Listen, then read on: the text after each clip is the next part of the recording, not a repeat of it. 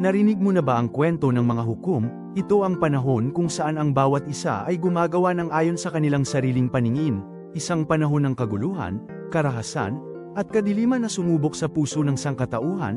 Sa gitna ng lahat ng ito, may isang kabanata na halos hindi natin magawang basahin, ngunit kailangan nating pakinggan ang sigaw nito.